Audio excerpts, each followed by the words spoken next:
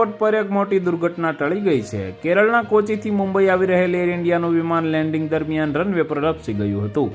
ભારે વરસાદને કારણે થયેલા અકસ્માતમાં વિમાનમાં 3 ટાયર ફાટી ગયા હતા।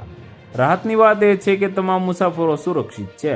જે સમયે આ ઘટના બની તે સમયે મુંબઈમાં ભારે વરસાદ પડી રહ્યો હતો, જેના કારણે લેન્ડિંગ ખૂબ જ પડકારજનક હતું અને તેના કારણે એર ઇન્ડિયાની ફ્લાઇટ A12744 રનવે પર લપસી ગઈ। એરલાઇનની કંપની સુરક્ષિત રીતે ગેટ પર ટેક્સી લઈ ગઈ અને તમામ મુસાફરો અને ક્રૂ સભ્યોને વિમાનમાંથી સુરક્ષિત રીતે બહાર કાઢવામાં આવ્યા હતા।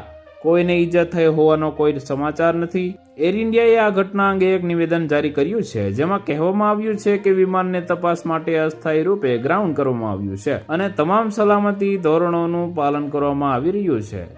એર ઇન્ડિયાએ આ ઘટના અંગે જણાવ્યું હતું કે તમામ મુસાફરો અને ક્રૂ સભ્યોને સુરક્ષિત રીતે બહાર કાઢવામાં આવ્યા છે।